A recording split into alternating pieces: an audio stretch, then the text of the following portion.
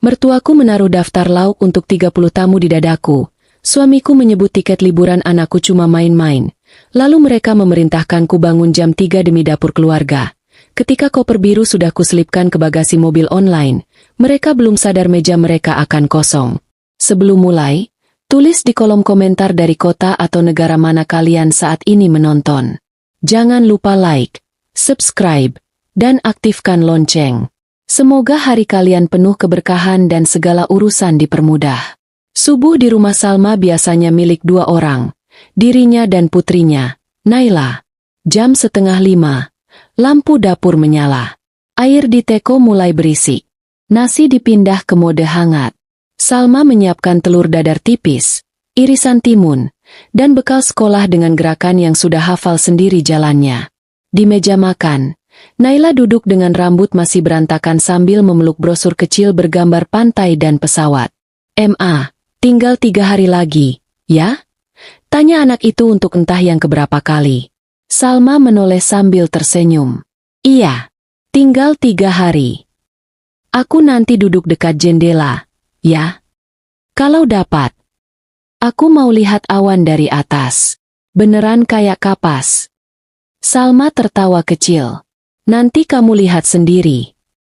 Liburan itu sederhana. 3 hari ke Lombok.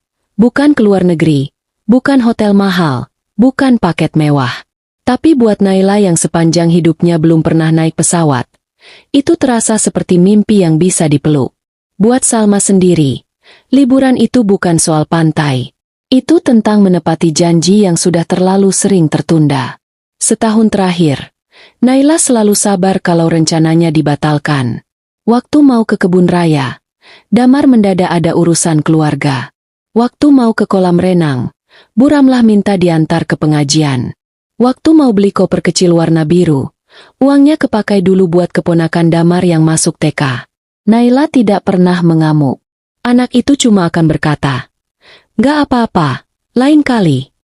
Justru kalimat itulah yang membuat Salma tidak ingin menunda lagi. Liburan kali ini dibayar dari THR, bonus kecil akhir kuartal, dan hasil jualan frozen food yang Salma kerjakan diam-diam dari rumah.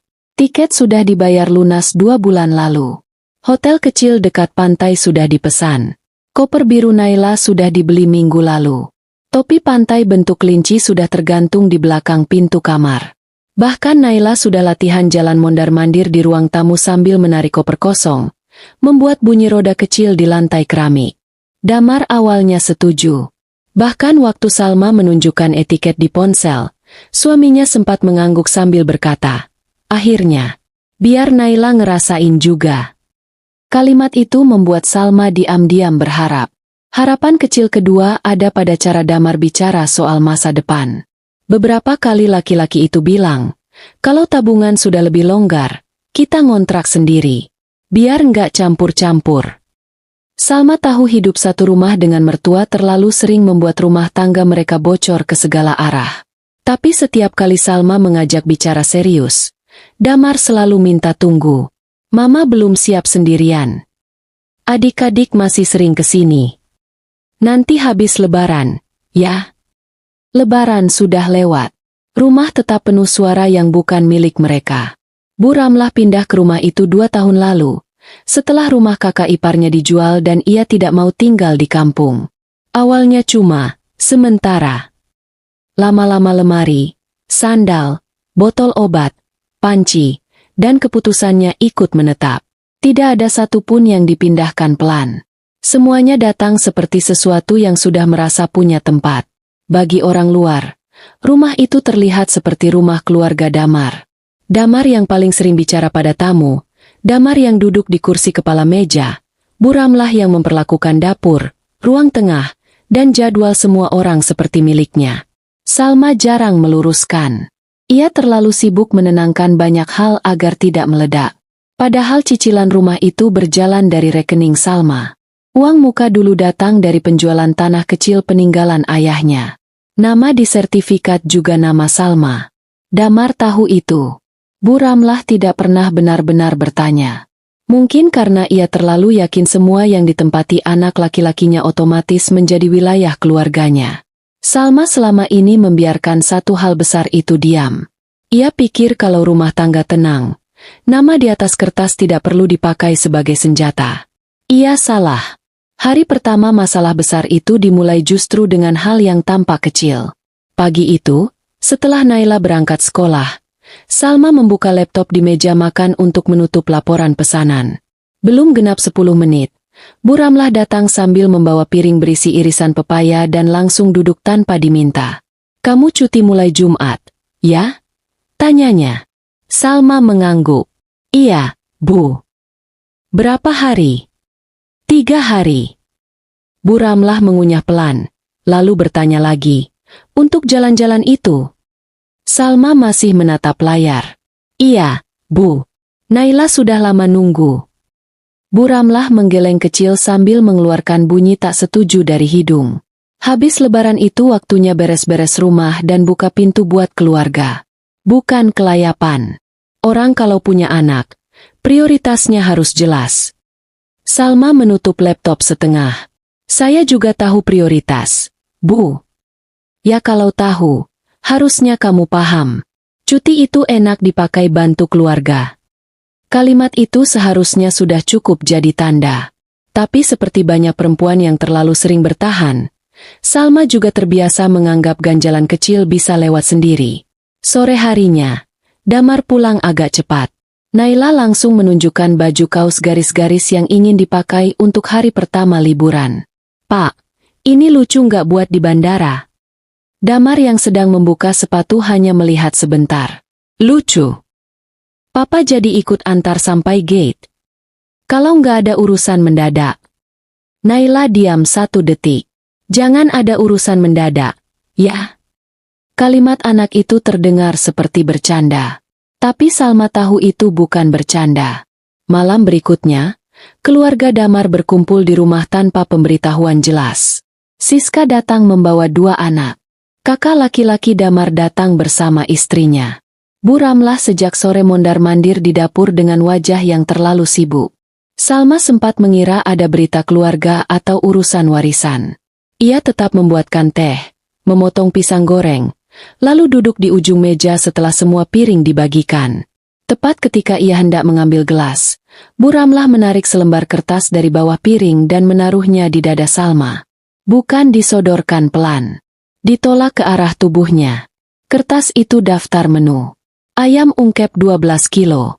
Sambal goreng kentang. Lontong. Bihun. Tumis buncis. Teh manis panas 30 gelas. Kopi 2 termos. Salma menatap tulisan itu, lalu menatap Bu Ramlah. "Apa ini?" Bu Ramlah bersandar. "Puas. Jumat pagi kita syukuran kecil. Sekalian halal bihalal keluarga besar. Paling 30 orang." Salma tidak langsung bicara. Damar yang duduk di sebelahnya justru mengambil pisang goreng dan menggigitnya seolah daftar itu tidak menabrak apa-apa. "Jumat?" tanya Salma akhirnya. "Iya," kata Bu Ramlah. "Subuh kamu mulai. Jam 7 orang sudah datang. Jumat jam 6 pagi saya ada penerbangan." Ruangan sempat diam 2 detik. Lalu Siska tertawa kecil. "Ya Allah, aku lupa Mbak masih mau liburan." Masih mau liburan. Seolah tiket itu sekadar ide iseng yang bisa dilipat dan dibuang ke laci kapan saja. Bu Ramlah mengangkat bahu. "Bisa diundur. Masa keluarga besar kalah sama pantai?" Salma menoleh ke Damar. "Mas." Damar menghela napas pendek. Sikap yang selalu muncul kalau ia mau membuat masalah Salma terdengar remeh. "Mama sudah telanjur undang orang. Masa sekarang dibatalin?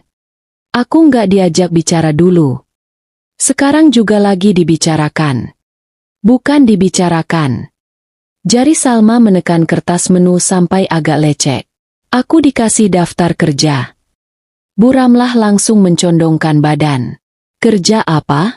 Masak buat keluarga sendiri kok pakai gaya digaji." Salah satu kakak ipar mencoba tertawa netral. Siska malah menambah.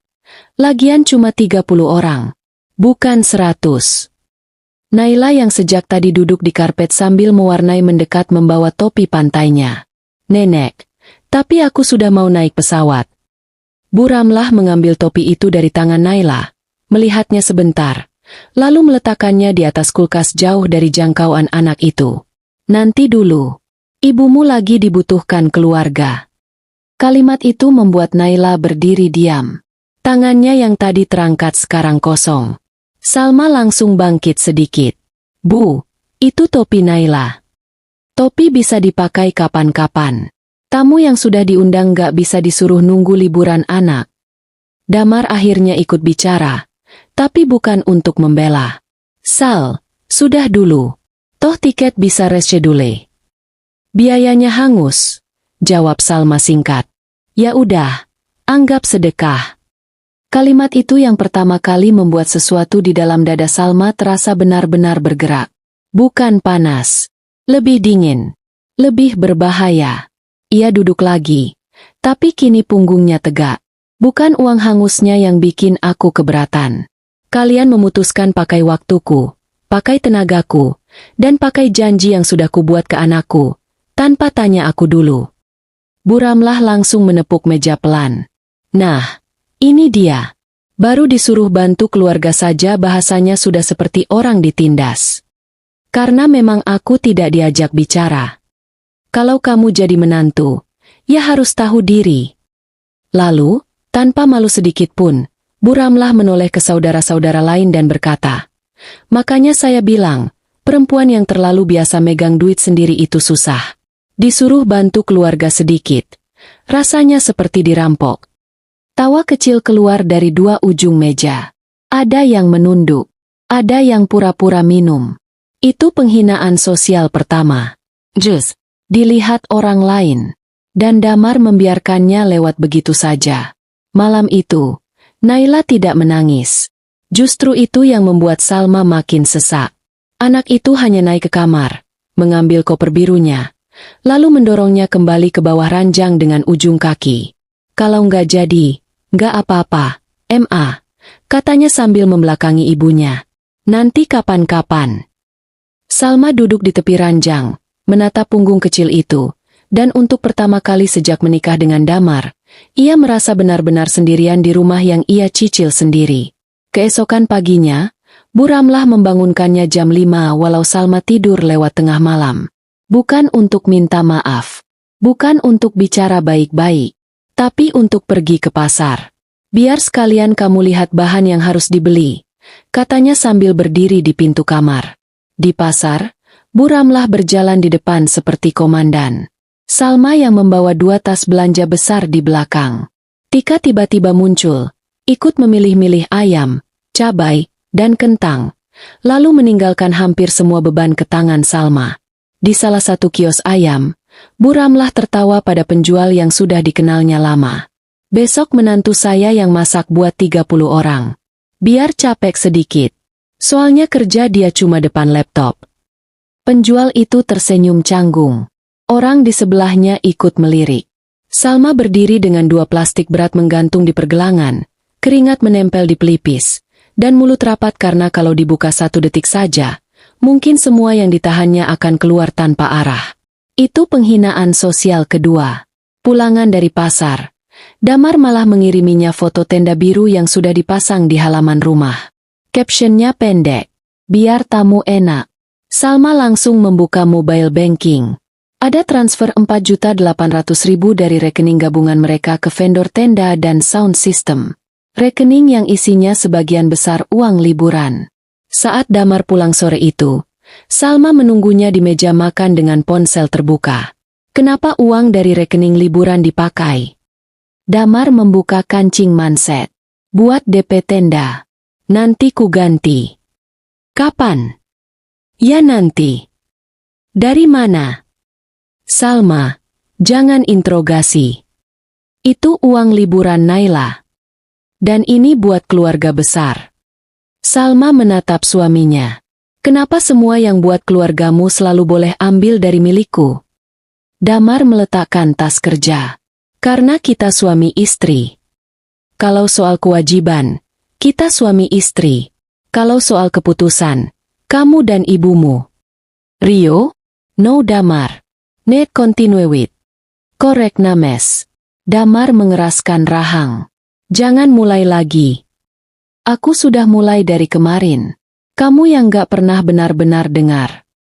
Damar menatapnya lama, lalu berkata dengan nada yang justru lebih melukai karena sangat tenang. Cuti kamu itu bukan hakmu sepenuhnya kalau tinggal serumah sama mama. Kalimat itu jatuh tepat saat Naila keluar kamar membawa kacamata renang warna kuning. Ini nanti masuk tas yang mana? Salma menoleh. Damar lebih dulu menjawab. Simpan dulu, ya. Liburannya belum tentu jadi. Naila berhenti. Jari kecilnya meremas gagang kacamata itu. Kenapa? Karena mama harus bantu nenek dulu. Anak itu tidak menangis. Ia hanya mengangguk. Lalu berbalik lagi ke kamar. Beberapa menit kemudian, Salma menemukan kacamata kuning itu sudah masuk ke laci. Rapi, bersama topi kelinci yang kemarin diambil Bu Ramlah dari tangannya.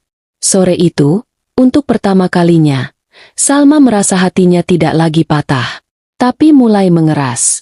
Malam sebelum keberangkatan, rumah semakin sibuk. Ayam datang. Beras ditumpuk di dapur. Gelas kertas dibawa masuk. Siska menulis daftar tamu di meja makan. Bu Ramlah duduk di kursi utama sambil menyuruh Salma berdiri di samping kulkas untuk mencatat kebutuhan tambahan. Kursi Salma yang biasanya di sisi meja didorong ke belakang supaya Siska bisa duduk lebih dekat dengan ibunya. Kursi yang digeser itu kecil. Tapi penghinaan seperti itu selalu punya bunyi sendiri di kepala orang yang menerimanya.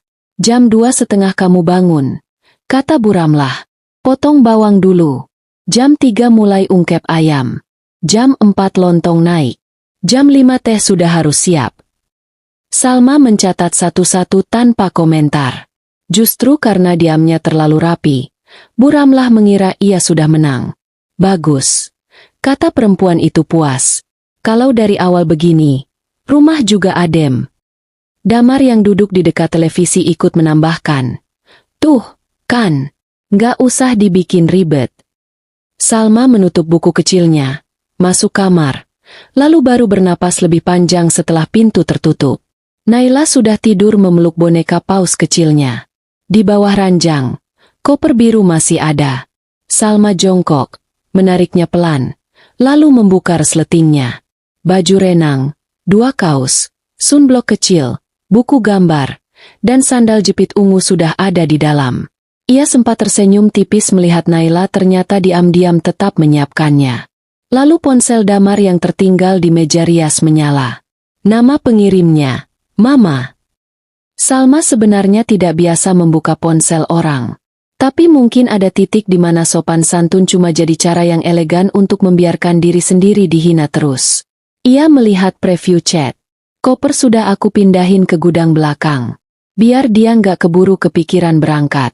Jantung Salma seperti jatuh ke perut. Tangannya cepat mengambil ponsel itu. Chat terbuka. Ada balasan dari Damar. Biar aja ngambek semalam. Jam 2:30 ku bangunin. Tiket hangus juga nggak apa. Masa mama kalah sama liburan? Ada satu pesan lain dari Siska. Besok kalau Mbak Salma masih banyak omong, biarin aja. Tamu datang juga dia nggak mungkin pergi. Salma menatap layar itu cukup lama sampai matanya terasa panas. Bukan menangis. Matanya panas karena sesuatu di dalam dirinya akhirnya selesai berharap. Koper digeser ke gudang belakang. Tiket dianggap boleh hangus. Janji ke anaknya dianggap main-main. Tenaganya dianggap fasilitas keluarga besar. Dan semua dirancang rapi. Sambil tetap memanggilnya lebay kalau keberatan. Itulah titik sadar yang tidak bisa dibatalkan lagi. Salma menaruh ponsel Damar kembali ke tempat semula. Lalu ia membuka lemari bagian bawah, mengambil map dokumen rumah, buku tabungan, kartu debit utama, dan dompet kulit kecil berisi kartu tambahan atas nama Damar yang tersambung ke limit miliknya. Ia duduk di lantai, menatap semua itu, lalu mengambil keputusan tanpa perlu mendramatisasi di depan cermin. Ia tidak akan bangun jam 2:30 untuk potong bawang. Ia akan bangun jam 2 untuk meninggalkan mereka dengan semua kesombongan yang mereka kira aman. Malam itu ia tidak banyak tidur. Jam 1:50. Alarm ponsel bergetar pendek. Salma bangun, mengganti piyama dengan celana hitam, kaos krem, dan cardigan tipis. Ia membangunkan Naila dengan mengusap bahu anak itu pelan. "Sayang, bangun. Kita jadi berangkat." Naila membuka mata setengah, lalu langsung duduk begitu sadar. "Beneran?" Salma menempelkan telunjuk ke bibir. "Pelan. Jangan bunyi." Anak itu tidak bertanya macam-macam. Mungkin karena ia terlalu sering menahan kecewa, jadi ketika kabar baik akhirnya datang, tubuhnya cuma tahu satu hal, bergerak cepat sebelum direbut lagi. Salma mengambil koper biru dari bawah ranjang, lalu dari bawah kasur mengeluarkan paspor, etiket, dan dompet kecil yang semalam ia sembunyikan di sarung bantal. Ia sudah menyiapkan satu tas besar di bagasi mobil online yang dipesannya diam-diam lewat akun Maya. Driver disuruh menunggu di ujung gang pukul 2.20. Sebelum keluar kamar, Salma berdiri 1 detik di ambang pintu. Dari bawah tak ada suara. Butati dan Damar masih tidur. Rumah itu gelap, seolah sama sekali tidak tahu ia sedang kehilangan sesuatu yang selama ini mereka pakai seenaknya. Di dapur, ayam 12 kilo masih ada di baskom besar. Bawang belum dikupas. Ketel belum diisi air. Daftar menu tadi malam ditempel buramlah di pintu kulkas dengan magnet buah mangga. Salma menatap daftar itu, lalu mengambil ponselnya. Ia membuka mobile banking, memindahkan sisa saldo rekening gabungan ke rekening pribadinya sesuai porsi yang memang berasal dari gajinya, memblokir kartu tambahan atas nama Damar, lalu mematikan akses autopay untuk limit rumah tangga yang biasa dipakai Damar dan buramlah kalau belanja mendadak. Tidak semua uang rumah ia tarik. Ia hanya menutup keran yang selama ini mereka kira milik bersama padahal sumbernya dari tangan yang sama yang mereka hina. Lalu ia menulis satu pesan di grup keluarga inti yang berisi buramlah, Damar, Siska, dan dirinya. "Subuh ini saya menepati janji yang sudah saya buat pada anak saya. Saya sedang ke bandara. Tenaga saya bukan fasilitas keluarga besar. Ayam, bawang, dan kompor ada di dapur. Tangan saya tidak. Untuk kartu tambahan dan saldo yang biasa dipakai tanpa izin, saya tutup mulai pagi ini. Silakan jamu 30 orang dengan hormat yang kemarin kalian sisakan untuk saya." Pesan itu ia kirim pukul 3.02, tepat saat mobil online melewati gerbang tol bandara. Naila di sebelahnya masih memegang boneka kecil dan boarding pass kertas yang baru dicetak malam tadi di minimarket. Anak itu sesekali menoleh ke jendela. Matanya berbinar meski masih mengantuk. "Ma, kita beneran jadi naik pesawat?" Salma menatap wajah anaknya, lalu mengangguk. "Iya, kali ini beneran." Ponselnya langsung bergetar bertubi-tubi. Damar menelepon. Buramlah menelepon. Siska mengirim voice note panjang. Salma menaruh ponsel itu telungkup di pangkuan. Ia baru menyalakannya lagi saat mereka turun di terminal keberangkatan. Begitu layar terbuka, ada 17 panggilan tak terjawab dan 23 chat. "Buramlah, kamu kurang ajar. Buramlah, balik sekarang. Siska, tamu jam 7 sudah datang. Damar." Salma angkat Damar. "Ini keterlaluan Damar. Catering dadakan minta DP sekarang tepat setelah pesan terakhir itu. Masuk notifikasi lain dari bank. Percobaan transaksi kartu tambahan gagal." Salma menatap layar itu tanpa ekspresi besar. Lalu ia menoleh ke Naila yang sedang berdiri di depan kaca besar terminal, memandangi lampu runway dengan mulut sedikit terbuka. "Lihat, Ma, pesawat." Suara anak itu tipis, penuh, dan jujur. Hanya satu kalimat, tapi rasanya menampar semua alasan yang 3 hari terakhir dipakai orang-orang di rumah untuk menyuruhnya mengalah. Salma menjawab panggilan Damar hanya sekali. Suara laki-laki itu langsung meledak begitu tersambung. "Kamu gila, ya? Tamu sudah diundang." Mama panik. Bahan semua mentah. Salma berdiri di dekat layar keberangkatan. Koper biru di samping kaki Naila. "Aku tahu. Balik sekarang." "Tidak. Salma, ini memalukan." "Bagus," katanya datar. "Sekali-sekali biar bukan aku yang dipermalukan." Damar terdiam sepersekian detik. Mungkin tak menyangka kalimat itu akan keluar dari mulut istri yang selama ini lebih sering menahan. Lalu suaranya naik lagi. "Kartu kenapa diblokir?" Karena uang liburan Naila yang kamu pakai buat tenda nggak kamu kembalikan. Karena kamu pikir semua yang keluar dari aku bisa dipakai sesukamu. Karena kamu terlalu nyaman. Ini rumah tangga, Salma. Betul. Tapi semalam kalian memperlakukanku seperti pembantu gratis. Jadi pagi ini aku bertindak seperti orang yang akhirnya sadar. Ia mematikan telepon sebelum Damar sempat membalas. Tidak ada pidato panjang. Tidak ada teriakan. Justru itu yang membuat semuanya terasa selesai.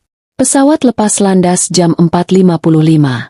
Saat tubuh mereka terdorong ke belakang oleh tenaga mesin, Naila spontan memegang tangan ibunya erat-erat lalu tertawa kecil karena gugup. Salma menoleh keluar jendela. Lampu kota mengecil pelan. Di bawah sana, mungkin Bu Ramlah masih mondar-mandir dengan apron. Mungkin Siska sedang menelepon catering dadakan. Mungkin Damar baru sadar kartu dan krisnya tidak bisa dipakai. Mungkin 30 orang yang diundang sedang bersiap datang dengan perut kosong dan muka penasaran. Tapi untuk pertama kalinya setelah bertahun-tahun, subuh itu bukan milik rumah yang merampasnya. Subuh itu milik dirinya dan anaknya. Liburan mereka tidak mewah, tapi terasa seperti udara baru. Naila menjerit kecil waktu pertama kali kakinya menyentuh pasir. Topi kelinci yang sempat disingkirkan Bu Ramlah akhirnya terpasang di kepala anak itu. Kacamata renang kuning dipakai terus walau di kolam hotel yang cuma selebar ruang tamu. Malam hari, Naila tertidur memeluk boneka paus sambil memegang gelang masuk waterpark di pergelangan tangan. Salma masih menerima kabar dari rumah, tapi bukan langsung dari orang-orang yang ia tinggalkan. Justru dari keluarga besar yang diam-diam lebih suka gosip daripada nasi opor. Salah satu sepupu mengirim video pendek. Di halaman rumah, kursi sudah terpasang. 3 meja panjang tertutup taplak. Tapi di atasnya hanya ada gelas-gelas kosong dan 2 toples kerupuk. Bu Ramlah terlihat berkeringat di dapur, membalik ayam yang masih pucat setengah matang. Siska sibuk membungkus nasi dadakan. Damar berdiri dengan ponsel di telinga dan wajah yang benar-benar berbeda dari biasanya. Panik, kusut, dan kecil. Video lain menyusul. Salah satu tamu berkata sambil tertawa canggung. Katanya sarapan jam 7. Kok teh panas saja belum ada? Ada juga suara tante lain yang berbisik terlalu keras. Menantunya kemana sih? Lalu suara Bu Ramlah, pecah dan tinggi. Dia kabur. Kata itu menyebar cepat. Dan begitu tersebar, malu yang kemarin mereka paksa menempel ke Salma kini berbalik arah dengan sangat telak. Maya yang sesekali video call dari Jakarta justru tertawa waktu mendengar cerita itu. Rasain. Yang mereka kira gampang ternyata bukan kompor. Tapi kamu. Salma tidak ikut tertawa keras. Ia hanya menyandarkan tubuh di kursi balkon hotel, melihat Naila menggambar pesawat di buku kecilnya, lalu menghela napas yang terasa lebih panjang dan lebih ringan dari biasanya. Di hari kedua liburan, Om Harun menelepon. Kamu kalau mau, kita tidak usah tunggu mereka bergerak dulu. Salma menatap laut yang warnanya berubah abu-abu menjelang sore. Maksud Om? Rumah itu atas namamu. Kartu utama atas namamu. Mobil yang dipakai Damar juga cicilannya dari rekeningmu. Kalau kamu mau menata ulang semuanya, sekarang waktu paling pas. Mereka baru sadar meja bisa kosong kalau kamu pergi. Jadi, kali ini jangan balik cuma buat melanjutkan pola yang sama. Kalimat itu masuk bersih. Salma menutup mata sebentar. Selama bertahun-tahun, ia memang terlalu sibuk menjaga banyak orang tetap nyaman. Bu Ramlah nyaman memerintah. Damar nyaman melempar keputusan ke ibunya. Siska nyaman datang butuh bantuan kapan saja. Dan semua kenyamanan itu dibangun di atas satu keyakinan. Salma akan selalu tinggal, selalu memasak, selalu menalangi, selalu diam. Di hotel kecil itu, dengan pasir masih menempel di sandal Naila dan koper biru terbuka setengah di dekat kasur, Salma akhirnya memilih sesuatu yang belum pernah ia pilih penuh-penuh sebelumnya. Ia tidak akan balik rumah itu sebagai orang yang minta diterima lagi. Ia akan balik sebagai pemilik yang menentukan batas. Hari keempat, sebelum check out, Salma duduk di lobi hotel bersama Naila yang sedang makan roti bakar. Ia membuka ponsel, mengirim pesan ke grup keluarga besar Rio yang biasanya cuma berisi ucapan dan resep. Setelah saya pulang besok, saya minta keluarga inti berkumpul di rumah jam 7 malam. Ada urusan rumah, uang, dan sikap yang harus diluruskan. Yang datang cukup yang kemarin paling sibuk bicara tentang saya. Pesan itu dibaca cepat. Balasan yang masuk macam-macam. Ada yang sok menengahi. Ada yang pura-pura bingung. Ada yang bertanya apakah mereka baik-baik saja. Salma tidak menjawab satupun. Ia baru menjawab ketika Damar mengirim pesan pribadi. Kamu mau bikin malu mama lagi? Salma mengetik singkat. Yang bikin mama malu bukan saya. Yang bikin mama malu itu kenyataan kalau tangan yang kalian hina ternyata tangan yang selama ini menyiapkan semuanya. Malam setelah mereka pulang, rumah itu terlihat rapi dari luar. Terlalu rapi. Seperti orang yang buru-buru menyapu pecahan sebelum tamu melihat. Tapi begitu Salma masuk, ia langsung tahu energi rumah itu sudah berubah. Tidak ada lagi langkah buramlah yang menghentak bebas. Tidak ada suara televisi besar. Bahkan sandal pun seperti diletakkan lebih pelan. Naila langsung berlari ke kamar, memeluk topi kelincinya, lalu duduk di lantai sambil mulai menata kerang kecil yang ia bawa dari pantai. Anak itu tampak lebih tenang, dan itu cukup untuk membuat keputusan Salma terasa semakin benar. Jam 7 malam. Ruang tamu penuh. Bu Ramlah duduk di sofa utama. Tapi kali ini punggungnya tidak setegak biasanya. Damar di sebelahnya. Wajahnya menegang. Siska duduk dekat meja sambil menggigit bibir. Kakak ipar dan 2 om juga datang. Om Harun duduk di sisi kiri bersama map hitam tebal. Maya ikut berdiri di belakang Salma. Begitu semua diam, Bu Ramlah yang pertama bicara, berusaha merebut arah. Kalau mau minta maaf, ngomong langsung saja. Nggak usah bikin suasana tegang. Salma menatap ibu mertuanya. Saya tidak kumpulkan orang buat minta maaf. Bu Ramlah mendecak. Terus. Buat mengembalikan semuanya ke tempat yang benar. Lalu Salma meletakkan 3 benda di atas meja kaca satu persatu. Bukti transfer biaya resepsi dari rekening pribadinya. Mutasi rekening gabungan yang menunjukkan Damar mengambil uang liburan untuk tenda dan bahan acara, dan salinan sertifikat rumah. Ruang tamu langsung lebih sunyi daripada sebelumnya. Saya mulai dari yang paling sederhana dulu, kata Salma. Resepsi kemarin, yang ibu pakai untuk bicara ke semua orang bahwa keluarga sini mampu, dibayar 60% dari rekening saya. Tambahan vendor yang saya minta dipisah pagi itu bukan uang iseng. Itu uang yang memang saya pakai menutup kekurangan karena pihak sini tidak siap. Siska menunduk. Kakak ipar Damar menggeser tubuhnya di sofa. Salma lanjut. Yang kedua, uang liburan Naila dipakai 4.800.000 untuk DP tenda dan bahan acara tanpa izin saya. Ketika saya protes, saya dibilang parasit. Bu Ramlah membuka mulut, tapi Salma mengangkat tangan kecil. Belum selesai. Lalu ia menggeser sertifikat rumah ke tengah meja. Yang ketiga, rumah ini atas nama saya. Uang mukanya dari almarhum bapak saya. Cicilannya jalan dari rekening saya. Nama saya ada di sini. Jadi sejak awal, yang dibilang numpang itu bukan saya. Wajah Damar seperti dipukul dari dalam. Sal, Om Harun membuka map dan menambahkan penjelasan singkat. Jelas, tanpa banyak nada. Bukti notaris, bukti cicilan, bukti kepemilikan. Semua rapi, semua sulit dipelintir. Bu Ramlah yang tadinya masih berusaha keras akhirnya kehilangan satu hal yang paling ia andalkan. Suara. Bibirnya bergerak, tapi tidak ada kalimat utuh yang keluar. Salma menatapnya lurus. Kemarin ibu menyuruh saya bangun subuh untuk masak buat 30 orang. Pagi itu saya bangun subuh untuk menyelamatkan anak saya dari pelajaran paling buruk, bahwa ibunya boleh diperlakukan seenaknya asal tetap tinggal. Damar menunduk. Aku salah. Salma mengangguk. Iya. Aku kebawa emosi. Aku dilempar wajan di wajah. Itu bukan kebawa emosi. Itu pilihan tanganmu. Tidak ada yang bisa membantah kalimat itu. Bu Ramlah akhirnya bicara juga, tapi suaranya tidak lagi penuh kuasa. Terus kamu maunya apa? Salma menatapnya tenang. Mulai malam ini, kartu tambahan atas nama Damar tetap saya tutup.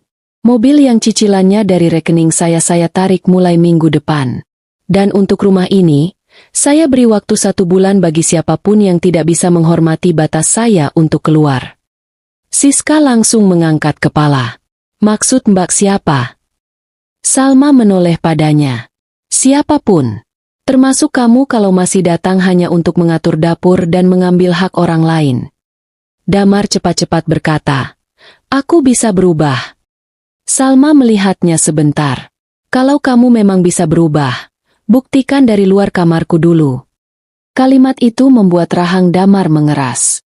Bukan karena marah, tapi karena sadar ia baru saja kehilangan posisi yang dulu ia kira otomatis miliknya.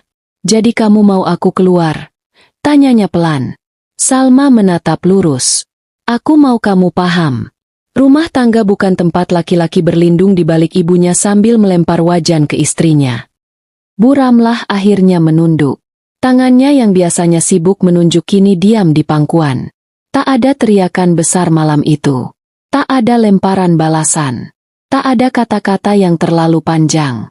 Justru karena semuanya disampaikan pendek, bersih, dan di depan orang yang tepat, pukulannya terasa lebih telak.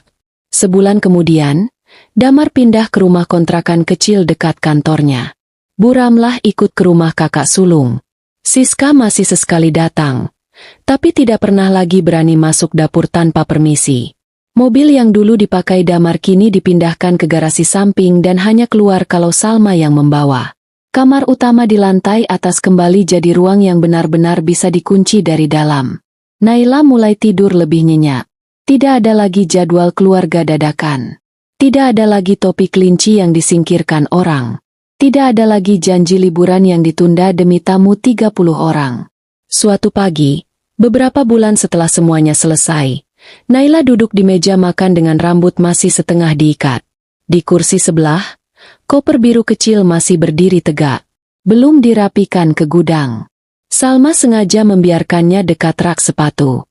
"Ma," kata Naila sambil mengaduk susu. "Nanti liburan lagi, kita bangun subuh juga." Salma yang sedang menaruh roti panggang ke piring tersenyum kecil. "Iya.